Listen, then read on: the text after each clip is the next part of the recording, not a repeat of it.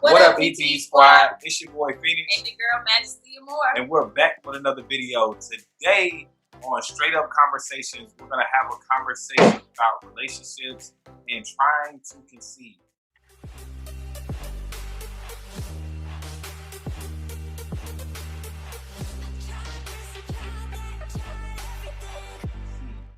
And so we have a special couple today, and we're going to have a conversation with them and basically talk to them about this topic because it's something that we wanted to know more about because we've had issues trying to conceive. We've had, all sorts of things that we dealt with, and we wanted to talk to another couple that has dealt with it and just trying to figure out how we can deal with it in our particular circumstance and learn from it. Maybe you can learn something from it too.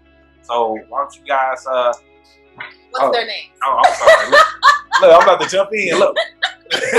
No. So, ETE Squad, give a round of applause for Mason and Desira.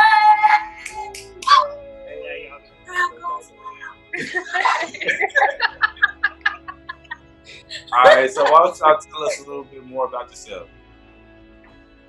Well, I'm 32. Stop it.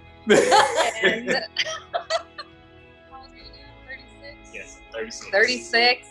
We met like 12 years ago on the internet. Urbanchat.com. All right. That's even back in the MySpace days. Stop. Yeah. Yes. And we got married 3 years ago. No. It was awesome. Yes. Good answer. It was really nice. Once the relationship became serious, like how soon did y'all know, did y'all want to start having kids? Well, first one was an accident. So I don't know if I want to say fully accident. We talked about it that she wanted eventually, like stop. but actually making her was unplanned. It was unplanned. It was not planned. We talked about it. I don't think at the time before I got pregnant, we knew it was time to have kids and we wanted to have kids, but tell what's up in the background. Okay. Ryan, stop. Anyway. Yeah, this is perfect. Were there any complications in the process of trying to conceive at any point in time? Not just the first pregnancy, but the second one. Were there any complications during, before the actual pregnancy? So when I was pregnant with Dakota, I went into labor at 25 weeks, and I got hospitalized to try to keep her in because I was fully dilated. And she was born at 27 weeks, 1 pound, 15 ounces, and you would never know now. She's amazing. But I think we didn't want to have kids, another one for a while because of that. But in the back of my mind, it was always I never fully experienced pregnancy because I had her so early. So I couldn't let it go. I wasn't ready to say I was done after Dakota.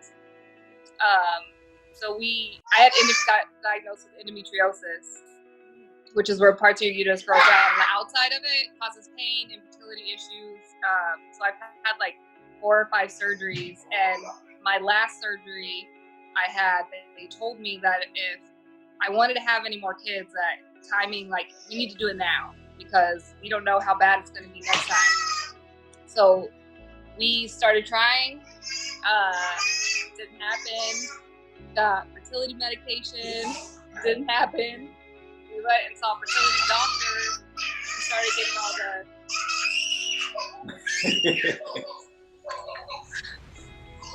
Dakota, go put that horse away, please. Anyway. Hey, go over there in the living room. Thank you. It's okay.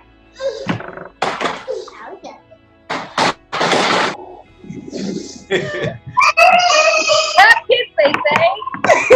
Yeah. is awesome. We went to a fertility doctor and started getting the testing done, and ended up having a miscarriage in between all of it. And at that time, we kind of like, we were still going to do the testing, but we just like wanted to take a break. And then I ended up pregnant. So it wasn't easy. Like, there was a lot we went through in that year that we were trying to get pregnant. But by miracle, she just happened in between the testing. Like, I was supposed to go have surgery, like, for this test that they have to do surgically. And they're like, as soon as your period starts, make sure you call us and we'll schedule the surgery. And I was like, my period hasn't come yet. I don't know what's happening. And she was there. Yeah. So how did y'all like deal with the whole situation? I guess together and individually. As far as like, once you was trying to get pregnant, then found out you were pregnant, but then had a miscarriage. Like, how did all of that take a toll on both of y'all, like your marriage together, and then just individually? Well, I'd say for me it was a real struggle because how upset she got, and after dealing with how the first one went, I was really nervous to have another one to have to go through that same thing or worse, because the chances of the first one was so slim. It was scary, all the tubes and wires and things. It's not something you want to see your child go through. You can't do nothing to help. And so the thought of having another one go through is real stressful. And, I don't want to say I don't like to talk about that kind of stuff a whole lot, because I try to keep it in and be the strong one, don't get upset, But it definitely took a toll on me there for a while. Now we got this little blessing of a baby, and I wouldn't change anything. No, but I think like during the whole situation, I was more wanting to talk about it all. He didn't want to talk about it. Even when we found out we were pregnant with Ryan, he didn't want to tell anybody. He's like, nope, don't say nothing. We're not saying anything yet. Just keep your mouth shut. I don't think we even told Dakota I was pregnant until I was like 6 months. Because we were afraid to say something. Because we told her that she was going to be a big sister before I had the miscarriage. And then to have the miscarriage and have to tell her that, like, we didn't have to do that again. Like, that was rough. So, I guess a sidebar question off of that one. And I guess this is coming from a male perspective, because when she's going through it, it's like, what do I do? You know what I mean? And I find it hard to try to figure out like what my role is in that particular situation. You know what I mean? Like, do I ask questions? Do I not ask questions? Do I like? You see what I'm saying? Yeah, I definitely get that. And I want to say that not asking questions kind of put us at an awkward situation, because she likes to talk. I'm very, I don't want to air all my business or my feelings or all that. If I have to say certain things, I'll say it. But I tried to act the same way I normally do. I give the best advice that I know. I'm like, don't get upset. I know it's a terrible thing that happened, but something we gotta push past. If we dwell on it, it's just gonna eat you up inside. So it's over. Give me a hug. Give me a kiss. Let's just keep going and press forward. And I try to keep that in just about everything that we do. I try to be the level head of her craziness sometimes, and bring her back to reality and show her a different side that she doesn't get to see. Because how emotional she gets sometimes, and how she kind of just acts before she thinks about multiple sides of the situation. But, I would say things that I wish I would have done was ask her questions and let her talk to me the way that she wanted to, instead of being so closed off about it. Yeah. See, like, for me, I will say that I don't do it as much anymore, because I tried to in the beginning, And it's like, oh, I don't want to talk about it. And then it got to the point where I didn't ask about pregnancy, and then like she would take pregnancy tests, didn't say nothing to me, and I just find them. Or I would catch her crying about something, you know what I mean? Just little things about like that, and it's like, dang, like wow, why wouldn't you say something to me or whatever the case is? So it's just, I know it's kind of a touchy thing, and it's like it's one of those subjects that it's like you find yourself having to tiptoe around certain things. So I guess that's how, I don't know. I guess that's how we feel.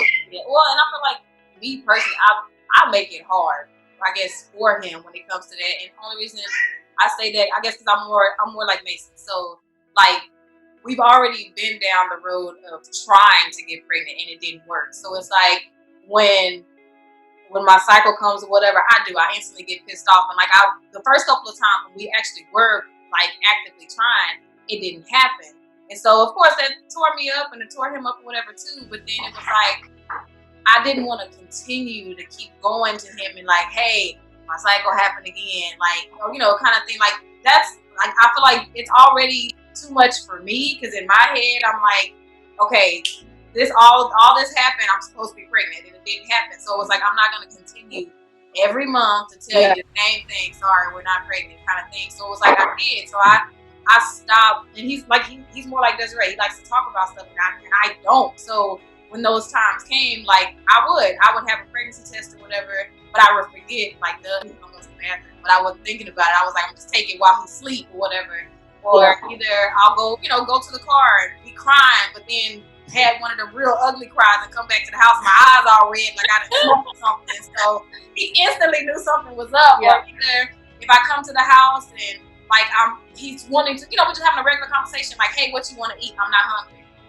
Okay, well, what's wrong? Then that starts a whole nother thing. So it's like, I want to talk to him and have that conversation, but at the same time, it's like, how often do I continue to have this conversation and keep picking at something that we both want, and it's irritating and making both of us mad about the whole thing? And it's like, I'm not going to keep bringing that up to you until we know for sure this is what it is. And I'm like, I'm not bringing it up. Yeah. So it's whatever. I don't know. It's just, I agree with you on that somewhat, but I feel like, if it gets to a point where, y'all are trying and it's not happening and you don't really talk about it, you get to a point where you kind of have that emotional breakdown, and I don't want to say you kind of know before you have one, because you've probably been pushing it off, and then something bad at work happens that kind of just tips the scale. Yep. You want to try to find an in-between space to have a sit down and be like, this is on my mind. I really don't like, and he's your partner. He knows. Right.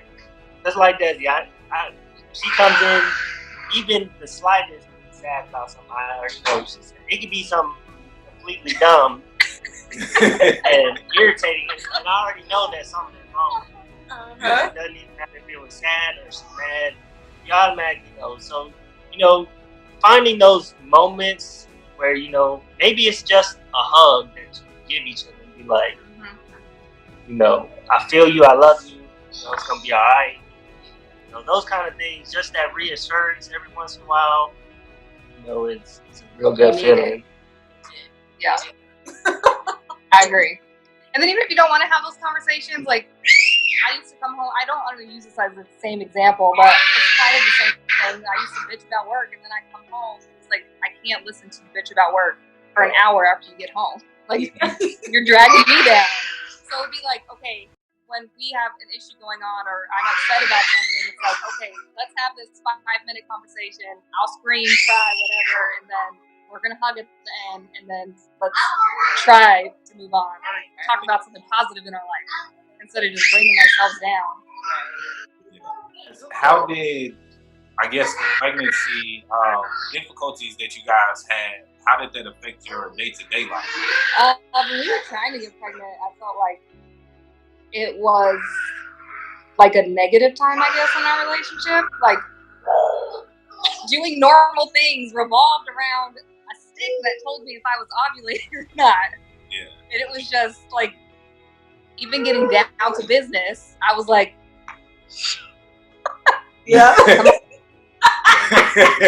all of us, like, it's not fun. It's Right. not enjoyable. It wasn't like we were loving each other in that moment. It was just like, we're trying to have a baby. Come on. Like, I need your part and my part, and we're going to make this work. Like, it became another job, basically. Yes. Between shots and doctor's appointments and everything in between, and plus already having a kid that you gotta make time for and do other things is like, and I think that's after a while it got to a point where it was just like, you know what, we need a break. Mentally it starts to do stuff to you. I'm not really into shots. Like, I can get a shot, get blood, but I had to give her shots. She don't like needles, so I gotta stick her with this big old thing. She's like, just hurry up. And I'm like, I really don't want to do this. Why don't you just get the nurse? I felt really uncomfortable doing it, and I told her, I'm like, I really don't want to do this. Oh, I feel you on that. Every week. I don't think we would make it, especially if we had to go that route, because this one, I feel like whenever the time comes and we do get pregnant, like the whole delivery process, I'm going to be in the bed and he's going to be right next to me because he's going to pass out, or it's something that's not going to be right. I don't know. We don't do well with hospitals, needles, gauze, nothing. I've always had bad experiences, but I guess as far as the day-to-day, like, because you said Dakota was born at 27 weeks, and like, did being in the hospital and then her being born prematurely, like, did that affect y'all's day-to-day? Like, I know, Mason, you were still working, right? Yes. Even with working, it affected us. It almost broke us. Like, to be completely honest. I want to say, as a man, to see your child like that is not something you want to see. And after I saw it, I was like, so distant, because I didn't want to see it because it upset me. Like, to be there and not be able to help her is a terrible feeling. And I'm starting to get upset about it. And she was like, why can't you be here more? And I was like, it's just something about it. I can't do it. Yeah. She would get mad at me because I wasn't there enough. She didn't understand that it was just something that almost broke me inside as a man, to be like, I can't help her. Yeah. So. No, we're not doing that. I definitely can feel you on that, because as a man, like, I feel like I'm supposed to be the protector, and it's like protecting, and to see my wife hurt, and then to see my child there going through what she's going through as well. It's like I definitely get it, because even when, like I said, going back to trying to conceive and just dealing with that, like seeing her hurt, it's like, dude, like, what am I supposed to do? It's like, okay, me giving her a hug and telling her I'm there for her, like, it's not gonna fix the situation. You see what I'm saying? Yeah. It's almost like a Band-Aid. You're putting a Band-Aid on it, but it's not gonna necessarily fix the situation. So I feel like that all the time. I'm like, dang, like, what am I supposed to do? It's like, I don't know how to deal with it, but I definitely feel you, though. And something you just gotta go through. And thankfully, everything turned out all right. I think we're better for it. She taught us a lot. Oh yeah. Yeah, for sure. Dealing with the whole situation of everything. Do you think they strengthen your relationships? Hi, boo. Hey.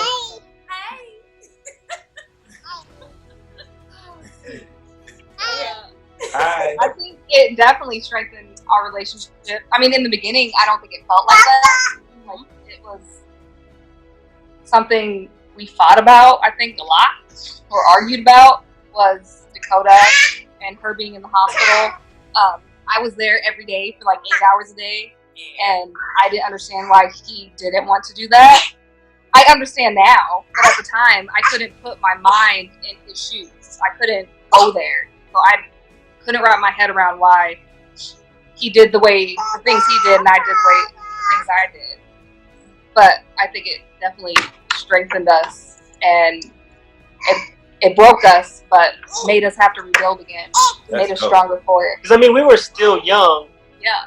And I was never 24. gone through anything traumatic like that. Yeah. And I think that really tested us. Yeah. I definitely get it, because it's always how you deal with the situation that makes the relationship either better or worse. You know what I mean? I feel like that going through something, whatever that situation is, that how you end up on the other side, I feel like it's always made our relationship better too, you know. Especially if you talk about it, because you guys talk about how even in the midst of it, you will find time to talk about it, you know. So I definitely feel like that definitely played a part in strengthening the relationship. And that's what we struggle with, though, because I don't want to talk. If I'm angry, I just want to be angry. I don't want to talk to you. Like, come back in like 3 hours. Just let me soak in it. Because like a lot of people, well, not even just a lot of people. I'm just a happy, positive person, like all the time, regardless. Like that's just how I am. And so when it comes to stuff that I don't have control over, and it literally makes me angry, like I want to be angry. So like I literally want to get the okay. Let me punch you in the face because it makes me feel better. But it's like I don't really want to do that. But I do. I just want to sit and be mad for a second before I talk to you. I don't talk to you right now. But I had to learn with him. He wants to talk about it, squash it, and move on. Which I will say that's where we are now. But there are still some days where I kind of slide back and I'm like, bruh, get out my face. Like, I don't want to talk to you right now. Yeah. That's honest though. Like, but I feel like that's a part of being in a relationship that you kind of like learn. She just dumped some water on us. Anyway, that's why he had the towel. He knew it. He knew it was coming. Being in a relationship, I feel like you have to learn how each other deals with certain things. Because I had to learn for myself that maybe he doesn't deal with everything right there at the moment. And even though it's hard for me, like I don't like to let it go, because I don't like to dwell on things. I like to just be like, okay, whatever it is, let's just deal with it, and then you get past it. But certain situations, it's not something that you can just be like, oh, I'm done, you know, and then just right away, like, especially talking about this, you know, it's not something that just goes away, you know. So it's just, you just have to figure it out, you know. It's a situation. And to be honest, I find this, now that we're doing it, to be a really good thing, because you know, when you're younger, people don't tell you these kind of things. They give you the rainbows and the sunshine. You know, pregnancy's gonna be great. You're gonna have this beautiful baby at the end, and you know, it's gonna be this fairy tale thing, and you know, nothing bad is gonna happen. And when you're the one that's experiencing it, you know, you're not ready for it. I mean, you're already not ready for what being a parent is. You don't know, but you know, you don't even have the inkling thought in your head that, you know, something bad is going to happen. Right. But, you know, these things are going on. You know, I feel like it's something that more people should talk about that they don't. It's kind of like a taboo thing. Like nobody wants to air their sad story or get pity or whatever the case may be. But you know, it's nice to know that you're not the only one out there having problems, and you know that if somebody else can make it through, maybe we can make it through too. Right. Yeah. Absolutely. And honestly, that's really the point of this series. Not just this particular conversation, but this series is to just have these conversations because something, even if we're not dealing with this personally, this conversation can still help somebody. Or if we're dealing with it, it can still help somebody that way. Either way, it's just a conversation. I feel like people are so scared to have conversations. It's like, dude, like, if I'm having issues in my marriage and somebody else is married and they might have went through this issue before, wouldn't it be smart to talk to somebody that's dealt with this before? You know, and I don't feel like, for me, I don't feel like it's a bad thing to talk to somebody else. A lot of people feel like, oh, well, maybe I'm less of a man or I'm less of a person to talk to somebody else. And it's like I'd rather be smart and fix the situation than end up divorced because I didn't talk to somebody about it. I would say for me though, my thing, I don't mind people, but my thing is I don't trust people.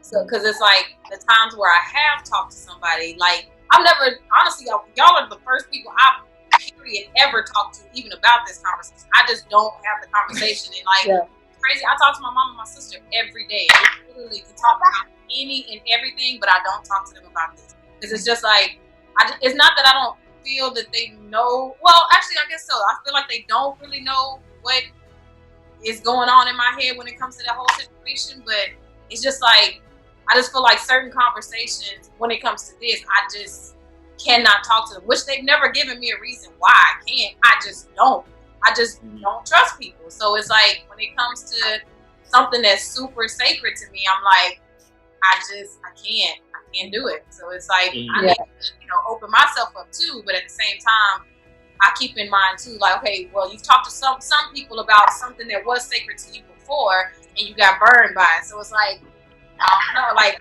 I don't know. I just don't talk too much about certain things that are super sacred with certain people. And speaking of, that's a question. Are there, when y'all were going through y'all whole thing, were there people that y'all could talk to that, you felt like to give you some good advice or whatever?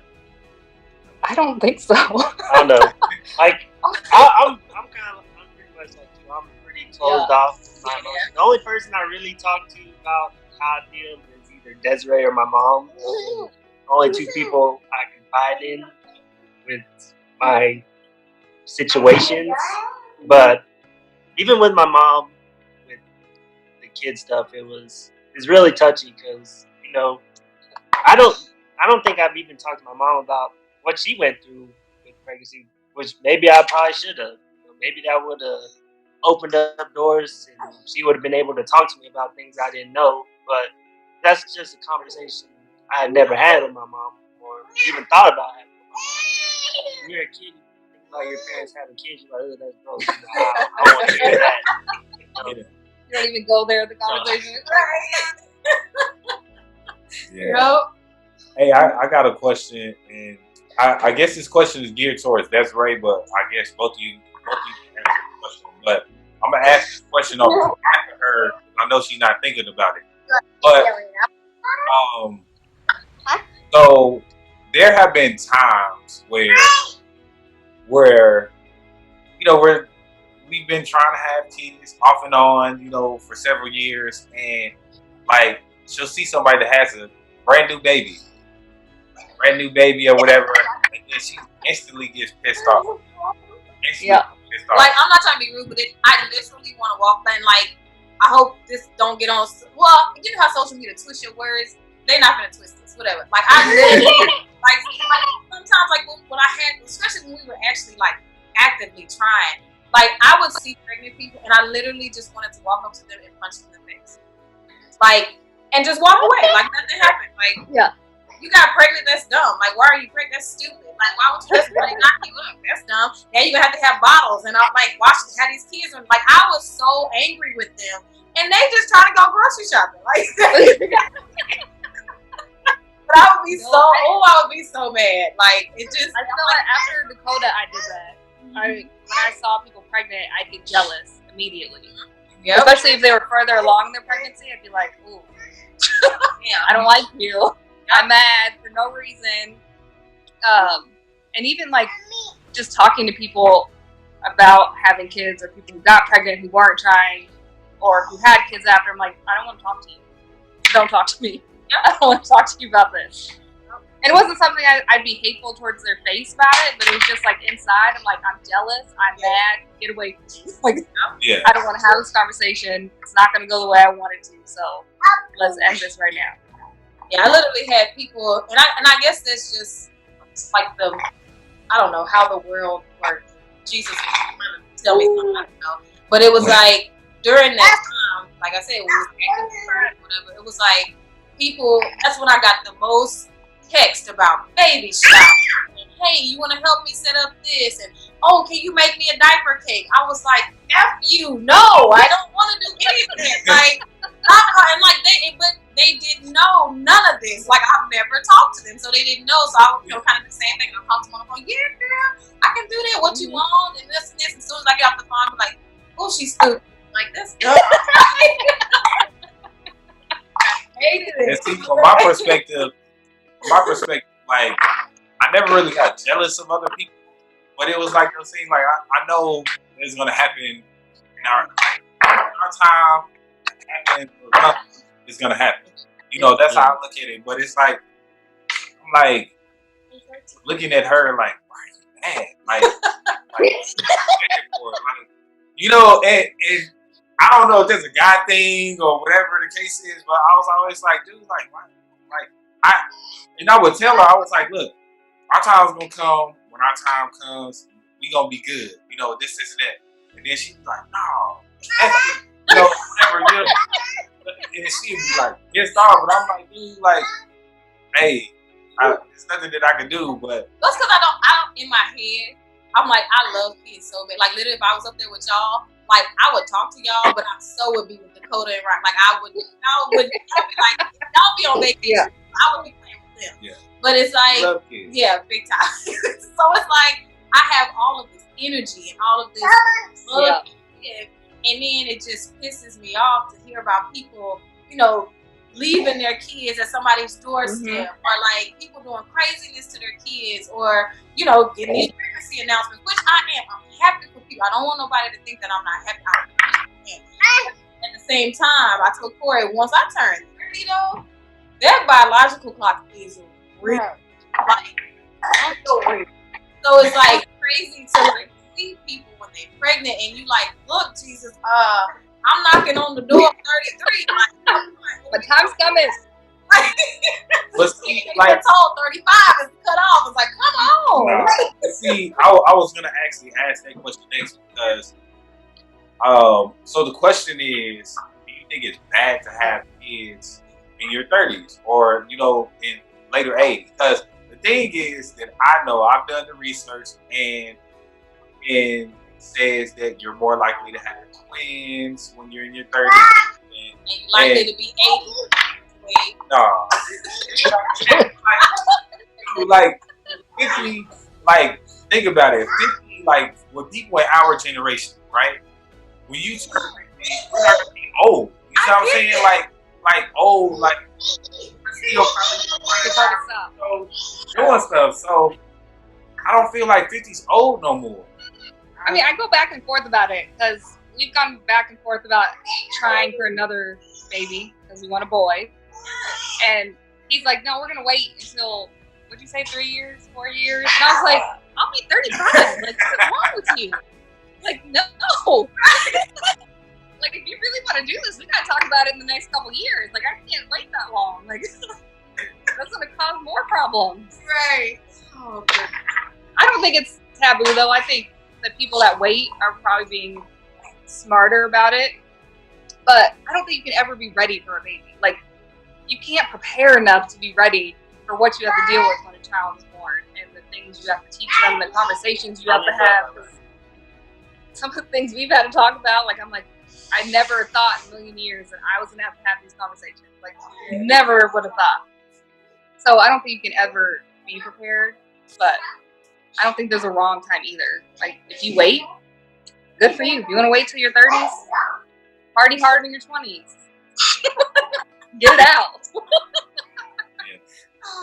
Plus, when you're 30, I think you're more mature financially and like more about a home life than maybe in your younger years. You know, even when we had Dakota, it was like we should go out. We should go downtown.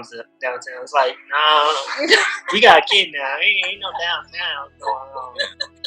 We can go downstairs. Sometimes you still have that, sometimes you still have that mentality where, you know, you want to go out and get mugged up and stuff like that. But as you get older, you know, now we don't do none of that. You know, we realize, you know, that's a part of our life that, you know, has been dead and gone. And we're okay with that, you know. And so I feel like 30s is a good time to have kids. I mean, if you want them. Yes. And you don't care about what other people think. Like in my 20s, I was still worried about what everybody else thought. And I was worried about embarrassing myself. And I cared what people thought. And it's not that I don't care what people think now, but I don't care as long as I'm happy and my family's happy. Yeah. Like, if I want to embarrass myself in front of my child, I'm going to. Or if I was 10 years ago, I'm like, no, I'm not going to embarrass myself. Somebody's going to record me and go put it on YouTube. And now I'm like, I don't care. You want to go dance in the street? Let's go. Like, Yeah.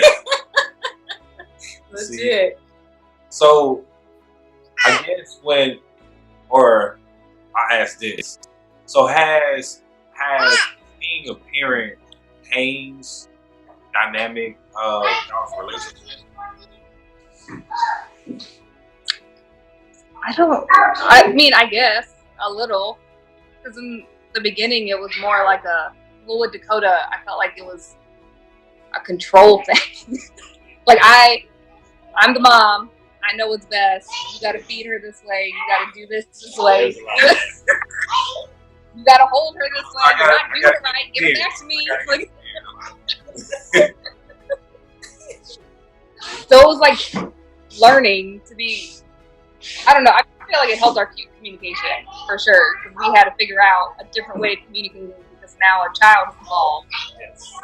And I had to deal with, like, I don't want to say I have anger problems, but the fact that I keep stuff built up and you get to that moment where you explode, you know, she had a day where she was at work and I was home with Dakota and I couldn't get Dakota to stop crying and, you know, she can't help me. So even if I call, what's she gonna do? So I'm losing my mind and I slam a cabinet door, it breaks. You know, just True story. I'm frustrated because, you know, I want to be able to show that I can do this. Right. But she crying and nothing I do is working. You know, she just want her mama. It's like, oh, what do I do to make her stop crying? And it definitely gets you to learn how to deal with certain situations within yourself that you didn't know that you could do.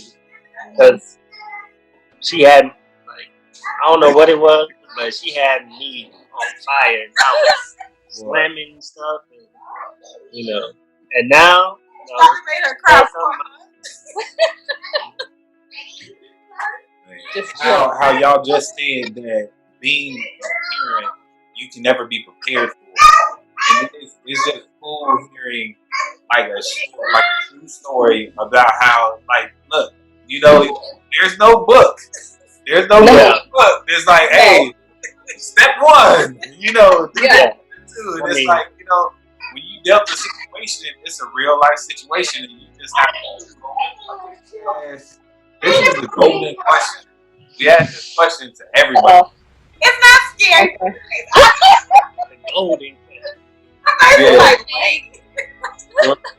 So, question is, how important is it for y'all to have the support of your family, like people around you, especially when you were going through what you were going through, but even as now? That's like a touchy subject for us. That's like, because with Dakota, I know I wasn't around a lot, but Desi's mom was everywhere, all the time. And then, you because she was here helping Desi, basically our house turned into her house. Yeah. And I was just like a guest. I would say, don't do this. It happened anyway. I was the non-majority. So I feel like because I moved here and I didn't. Well, neither one of us. We don't have anybody here. It's us. His grandma's here, but we don't have any of their family out here or friends out here. So I would confide in family or my mom specifically about every argument we had, or I got mad because I came home and he was playing video games, or whatever stupid argument we had that day. And then when everything was fine, my mom couldn't wrap her head around that I'm still happy and I'm not leaving him. So it was like this weird, I had to learn that I can't confide in my family. So I think family is helpful, yes, to be there and that they're supportive. But if they're not supportive, I'm fine with cutting those people out too, because I know that this is more important than that. And that our family is number one now, not our extended family. Yeah. Yep, that's legit. I actually had to learn that the hard way. Like I said, I talked to my mom, my sister. It's just so probably on the phone and they'll be mowing grass or something. I'll just be on the phone on the computer. We're not talking about nothing, but it's just a habit to call each other all the time. But it's like, I know for a fact, whenever we do have kids, my mom's gonna probably do the same. We had to have those conversations where specifically me, I had to tell my mom to sit back and that she couldn't be as involved as she wanted. It's not that we didn't appreciate it, but one, I'm never going to learn if you're jumping in and doing everything for me, but Mason and I have to learn how to do this together by ourselves first. Yep. And if you're jumping in and telling us how to do it, we're never going to figure it out. Right. And that's something we still have to deal with. I still talk to my mom every day, so every time somebody visits or talks, we still have to go to the same kind of thing. We're the parent. And I get that, you done this before and, you kind of got that natural parent instinct that you just want to say, don't do that. I don't need you to say that. I got it. Yeah. If my kid is doing something wrong, you tell me and I'll deal with it. You don't have to punish her or say, hey, you eat your food. No, I'll deal with it. Right. Sometimes my mom crosses the line and she does something and I have to be take a step back. Mom, I get it. You love me. You love them. You only want the best for them, but I'm still dad. Right. Yeah. Yep. I get it. We actually went through I told her, I was like, look, you need to stop telling your mom everything that we have going on or everything that we go through, because in your mom's eyes, all she sees is bad. She's not seeing anything wrong. She doesn't realize that we're in a marriage. Your mom's never been married. She doesn't realize that we're not gonna get divorced. We're gonna make this work one way or the other. In her, and I wasn't telling her that to tell her to stop talking to her mom. If you need to talk to somebody, find a couple that you can talk to, or somebody that's been down that road, somebody that's been married. I was like, talk to your grandmother. Your grandparents been married 50, 60 years. Talk to them. So, there's several people that you can talk to try to get advice from instead of going to somebody that be like, Even, girl. yeah, I was going to say that. Come back home. I got you. Yes. And it's I feel like that, especially a mother is gonna always be if it's a daughter, I'll say if it's a mother-daughter relationship, she's gonna always be like, hell no, leave him, whatever, and I'm saying that it doesn't. I guess the dynamic doesn't change until years down the line. It has to. The relationship has to grow overall until she's okay, I'm for both of them instead of just me. Once I actually, because me and my mom, we never had we have, there's she we're all go go back at her like, hey, look, like I don't argue with people. I just let it. You can say something, especially if I don't have time to argue. It's just I ain't got energy. Yeah. So when she came with stuff like that, I just didn't do it. I didn't pay attention to how it affected him. Like it's like, look, you need to say something to your mom and tell her like what she's talking about. She don't know nothing about. Like the argument we had, that was 2 months ago. Like why is she still talking about it now? Yeah, we had to like break down, and like I was nervous. Like I don't know, like I was getting to talk on stage or something. Like I was so nervous to talk to her, but I had to literally talk to her and be like, Mom, I'm married to him. I'm not married to him. Me and you and my sister have all like it's been us three like all the time, every day, all day. But now my mentality and what I want to do in life and my number one priority right now is us.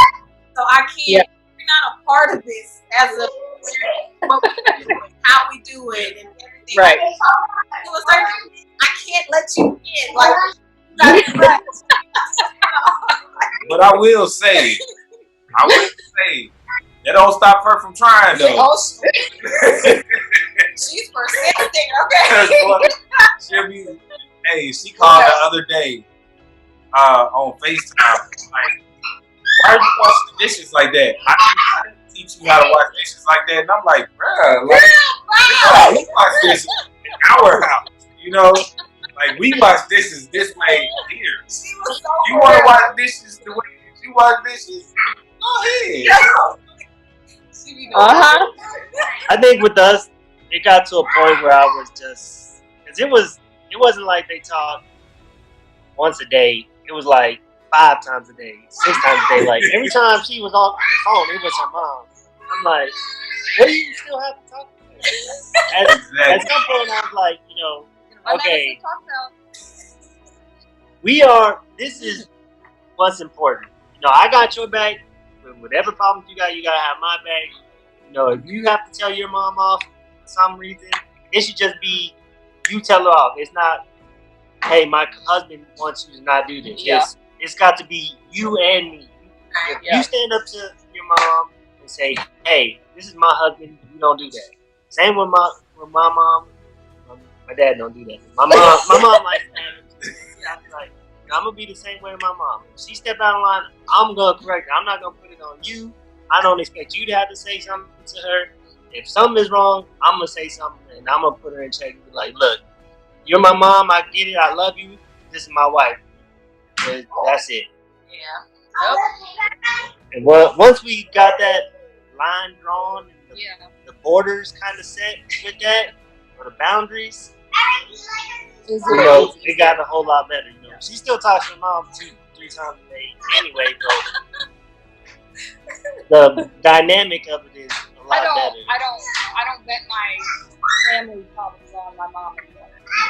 Like, it has to be really bad for me to call my mom and be like, Mason pissed me off. Like, you'd have to set me over the edge for me to call my mom now and say that. Like, if it's to the point where I really need to talk to somebody about it, I'll call someone, a friend, somebody else, someone not related, an unbiased person that can give their opinion instead of my mom who's just going to tell me I'm right, even if I'm not right. Yeah. And then tell me to leave. Yeah. So. Oh, gosh. They mean so well, though. Let's hope so. Let's hope so.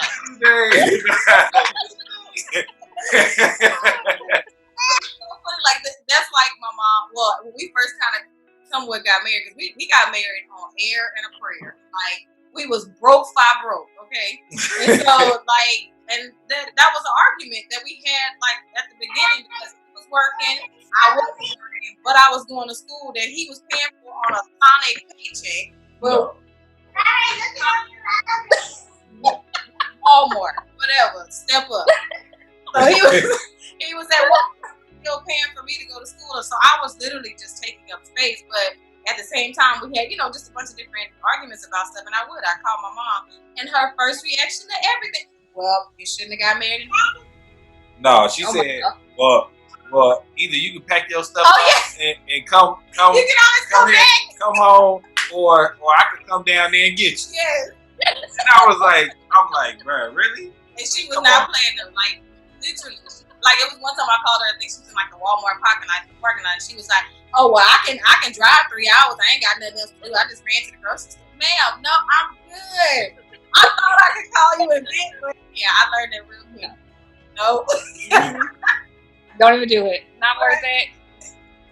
It was a wrap. It's crazy. But I'm glad that everything's better now, though. Yeah. Well, Wait. yeah. Wait. Lord. Yes. I mean, anything worth having that's good is worth working for. So I mean, nobody ever said it was gonna be easy. No. All the ups and downs is what makes us better. And I feel like you have to stuff in order to like experience stuff, but then also learn how to like deal with stuff. So Yeah. you never go through nothing like you know, like Yes. Yeah. You never have an argument. You'll never learn how to fight fair. right. You know. Yeah.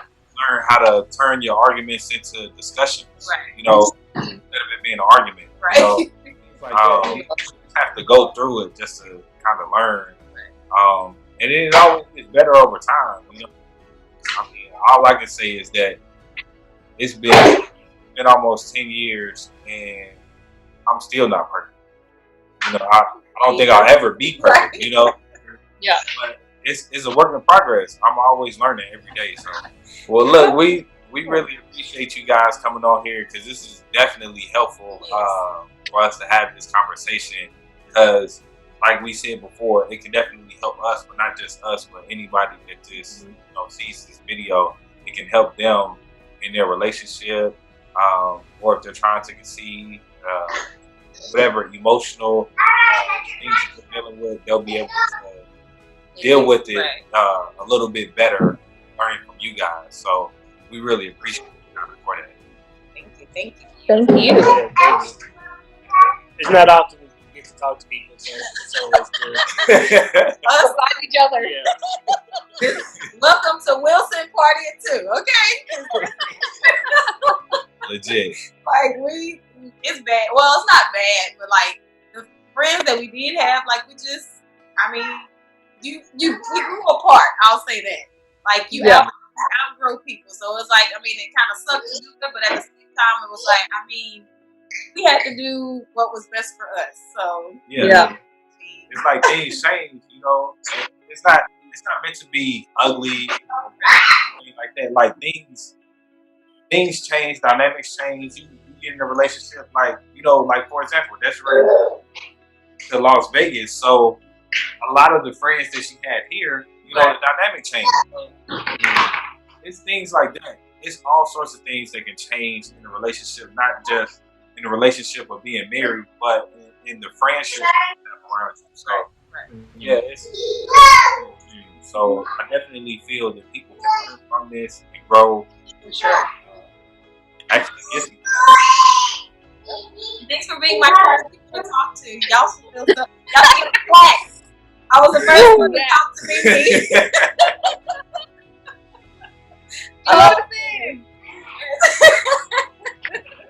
So yes, thank y'all for giving us some information, educating us too. ETE Squad, make sure y'all go and share, like, comment, and subscribe to all of our YouTube, Facebook, everything. Make sure that y'all show some love to Mason and Desiree, because this is not an easy conversation to have. Please. Yes. So with that being said, anything else? I'm good. All right. So we'll catch y'all on the next video. Peace.